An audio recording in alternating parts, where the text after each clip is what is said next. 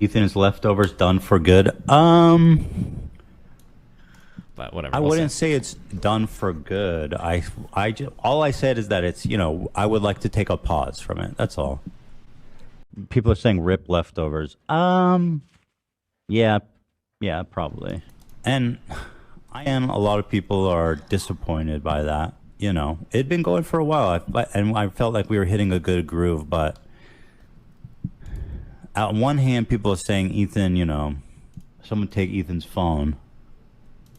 And so here, this is me relinquishing my phone. I'm saying, I am taking a break with peace and love.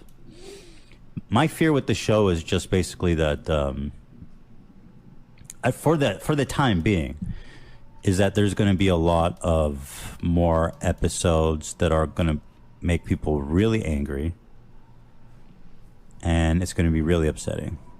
Is there any beef with Hasan? Hasan, of course not. Me and Hasan talked about it.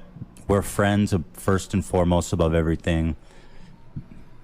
He is compassionate. He understands. He's being supportive. And Is the proportions on the screen messed up? Remember, what do you mean the proportions on the screen? I think it's fine. there's literally no reason to be mad at Hasan. I am not mad at Hasan. I love him. He's a great guy. Honestly, as a friend and as a person, he is a terrific dude. It will definitely not affect our friendship. And in fact, I think there's a pretty good likelihood that we might come back in a little bit for the election and all that kind of stuff. Ethan, no one wants to take your phone if you do it during leftovers. Just saying. I wish that were true, but it's not. It's just the things that I'm not. And again, maybe I am casting. Why is it the case that Hasan connects so condescending to his inner circle, yet receives no blowback? I think that Hasan's form of condescension, I don't know if it's intentional, but the way that he does it, do you guys remember when we watched no, you won't, because not most people are here. We watched, there's a guy called Robert Sapolsky who does a whole course at Stanford, I think, over human behavioral biology. I think this is the course we watched, right? I think we watched all of this. And one of the things he talks about in biology are these things in nature that exists in social systems called tit-for-tat systems. And tit-for-tat systems are essential because tit-for-tat allows us to interact with others. It allows us to enforce other people's behavior, basically. So let's say, for instance, there's 10 of us. Let's say somebody hits me, and then I hit them back, right? That's tit-for-tat. It discourages you from attacking me because I'll attack you, right? Now, different types of social systems might call for different types of behaviors. For instance, there might be like a tit for tat or a tit for tat tat or something, right? Where let's say that I like a child, everybody's going to beat me, right? That's like a much harder attack. Or let's say that you have a child and your child hits you because they're a kid and they're being dumb. You might allow them a lot more leeway, right? So you've got tit for tat tat, whatever, all these other things. Certain people allow other people a lot more leeway in terms of making mistakes. I think I'm probably one of those people. I let people make quite a few mistakes. Ethan's probably one of those people. He lets people make quite a few mistakes. When those types of people are surrounded by other types of people that are like that, I feel like those make for the best types of relationships, friendships, professional, personal, romantic, whatever, right? So I would argue that when we're at our best, me and Pisco are kind of like that. Like we can say a lot of crazy, we go back and forth, but at the end of the day, we're letting each other make maybe a lot of mistakes, maybe mess up a lot, but we're trying to stay in each other's position. It's like really, really, really fun. But the scary thing is sometimes you'll run into, I don't want to call them leeches or sociopaths, people that take advantage of others' generosity. And when they take advantage of others' generosity, they can thrive in those environments because they're taking so much from the other people around them and they're not getting punished for it. And I kind of feel like this is kind of a one-sided analysis, but I feel like it's kind of like that with Ethan and Hasan. The reason why Ethan and Hasan works is because Ethan is actually, I think this is really well on display in their Palestine-Israel conversation when they were both crying. Ethan is really good at, like, he really does view Hasan as a friend, and he's really trying his best to, like, be conciliatory, to be understanding, to steel man. He's trying his best to do everything for Hasan. Hasan is not trying to do any of that for Ethan. He doesn't really care. So he's just kind of like doing his own thing, you know, maximizing it for himself. That's why Hasan cries when he feels like Ethan cries, because he's pressured for it. But then when Ethan brings up like dead Israeli people, Hasan is like laughing on his phone and like talking to his dog, right? I think, like, broadly speaking, I feel like that's why this is still working, is because Ethan is genuinely like a pretty nice guy, and he's trying to do right by his friends, and he views Hasan as being a friend. I think that's where most of the success of this comes from, because I feel like, I could be wrong, that's what I feel like means. I feel like if it ever got to the point to where Ethan was like stood up for himself and demanded that Hasan make a concession, I think that the whole relationship might,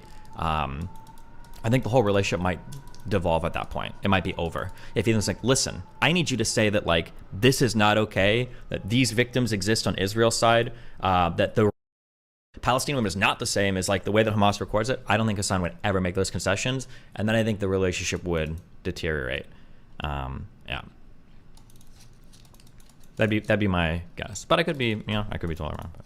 Too broad of a brush when I talk about like the reception and stuff, but there is a lot of people that take my... Yeah, arguably this on me and Hasan's bridge burned, sure. At Destiny, people in the real world don't make or break friendships based on political opinions, but okay. Number one, depending on the opinion and the type of person, yes, people absolutely will make or break depending on what's going on. So you're completely wrong there, number one. Number two, the issue right now between Ethan and Hasan isn't actually a difference in political opinions. I think it's actually a little bit like Max and me, where Ethan is like Max and Hasan is like me, and that I think what Ethan, I think, is probably looking for is support from Hasan while his community is shredding him. Because if what Ethan is probably feeling right now is a little bit mindful, because from Ethan's perspective, okay, Ethan is a guy who tries his best to do right by everybody. He tries his best to be understanding of both sides. Ethan is getting insanely attacked on Twitter. His wife is being called a terrorist. Oh, does anybody have a video that they started resharing of Hela? Does anybody know what I'm talking about? Because I need to link that. He sees his community hardcore on Ethan and his wife, right? It's happening in the main subreddit. Now it's happening in that anti-fan subreddit, the H3 Productions one. He's seeing Hasan's Discord going hard at him. Can you, like, do you care that your chat is calling me racist? Do you make any attempt to modify? I have not looked at my chat. I have no responsibility. I can't do anything about that. I just opened it, but don't you have moderators? Do you care at all about what your audience knows about me? 32,000 people in here right now. The reason why people are saying that is because of the conflations that you made, Ethan. That's why, like, I can't stop people from viewing you a certain way if you're gonna make these comparisons that they've heard from actually racist people. You literally implied that Jewish. Notice how, oh my God, that was such a cute turnaround. Notice how Hasan's saying, because you've made arguments that racist people have made, you're allowed to be called racist. But for Hasan, the river from the sea thing has to be completely divorced from the genocidal Arabs or Palestinians or other people around the world. That has to be completely divorced. That was such a cute, quick turnaround right there. That was nice. Comparison that this slogan. So Ethan is probably super mindful now, because he probably feels like he's trying to do his best to understand both sides, but his community and all the communities adjacent to him are just absolutely blowing him up. Yeah, this was starting. So yeah, I think that Ethan probably feels like really mindful now, because he feels like he tries his best to like do right by most people, but like everybody is running against him. And then yeah, and now it's like infected his community, so it probably feels like really bad too. So that's probably his confusion or issue right now. But I'm sorry, but that's why I was saying that, like, if Ethan is on split, it wouldn't be because they have a difference in political opinion. It would probably feel like Ethan, because it'd probably feel bad to Ethan that he feels like nobody has his back right now. Like, his production staff seems to be kind of left-leaning. His subreddit is all turned against him, kind of. I don't know what the YouTube comments are at because I don't check it. The chats and everything are ran by Hasan fans. Hasan's whole Discord community hates him. And then everybody to the left that was ostensibly his ally is also him and Hela too. So yeah, it's a pretty lonely world that he's in right now. I don't really even know what I did other than like try to talk about how horrible Hamas is. But that enough turns people into just the meanest I've ever seen them. Oh, yeah. And it's just not worth it for me and my family. Yeah. There's a million people everywhere talking about it. so I don't feel that I need to add my voice to it right now.